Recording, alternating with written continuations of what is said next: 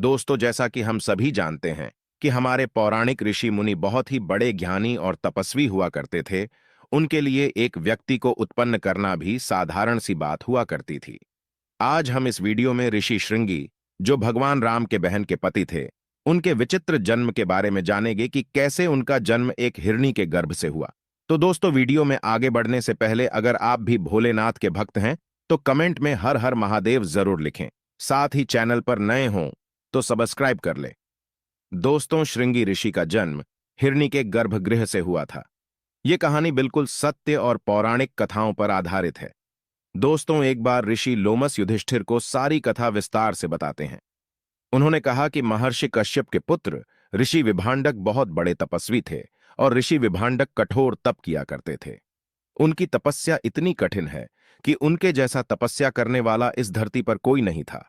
अपनी तपस्या के प्रभाव से प्रजापति ब्रह्मा के समान वैदिक प्रमाण होते थे। उन्होंने अपने वीर्य को रोके रखते हुए इस तपस्या को प्रारंभ किया था और लगातार बनाए रखा था। उनके तेज से देवताओं को जलन उत्पन्न हो गई थी। सभी देवता उनके भयंकर तेज को अपने आगे बर्दाश्त नहीं कर पा रहे थे।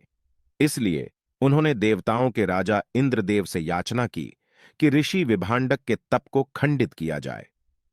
इंद्र हमेशा ही भयभीत रहते थे कि कोई कठोर तपस्या से इंद्रपद को प्राप्त न कर ले। देखते देखते इंद्रदेव देवताओं की बातों में आ गए और इंद्रदेव ने महर्षि विभांडक की तपस्या भंग करने के लिए स्वर्ग की सुंदर अप्सरा उर्वशी को पृथ्वी लोक पर भेजा। ऋषि विभांडक सुबह सुबह स्नान के लिए सरोवर की तरफ गए। तभी देवराज इंद्र के द्वारा भेजी अप्सरा उर्वशी कामुक अंदाज में सरोवर के पास आई और सरोवर में स्नान कर रहे ऋषि विभांडक को लुभाने लगी। इसी कारण ऋषि विभांडक में तीव्र काम वासना जाग उठी, जिसके कारण उनका वीर्यपात पानी के अंदर ही हो गया। पानी के अंदर वीर्य गिर जाने के कारण ऋषि विभांडक की तपस्या भंग हो गई। ऋषि का वीर्यपात होते ही उर्वशी स्वर्ग लोक में चली गई। वीर्यपात होने के कारण ऋषि विभांडक को बड़ा पछतावा हुआ, जिसके बाद अपने आश्रम में चले गए। दोस्तों, थोड़ी देर बाद एक प्यासी हिरनी सरोवर के पास आकर पानी पीने लगी। पानी पीने के साथ साथ पानी में गिरा हुआ ऋषि का वीर्य पी जाती है। दोस्तों, ऋषि विभांडक का वीर्य पीने के कारण हिरनी गर्भ धारण कर लेती है, जिस कारण हिरनी ने कुछ दिन बाद एक बच्चे को जन्म दिया, जिसके मस्तक पर एक सींग था। मस्तिष्क पर एक सींग होने के कारण उनका नाम श्रृंगी पड़ा। आगे चलकर वही महान ऋषि श्रृंगी हुए। फिर दोस्तों, युधिष्ठिर इतना सुन के कहते हैं कि महर्षि, एक बात बताइए कि पानी के साथ वीर्य को पी लेने से एक हिरनी का गर्भ कैसे ठहर सकता है? ये प्राकृतिक रूप से कैसे स्वीकार किया जा सकता है?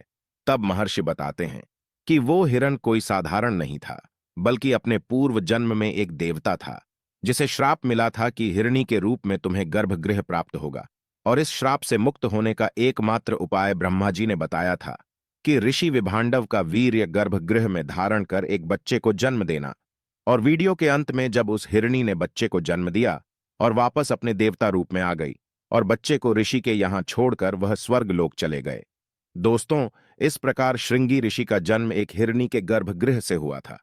तो दोस्तों, वीडियो अच्छी लगे तो वीडियो को लाइक और चैनल को सब्सक्राइब करें। साथ ही कमेंट में हर हर महादेव लिखना ना भूलें। धन्यवाद।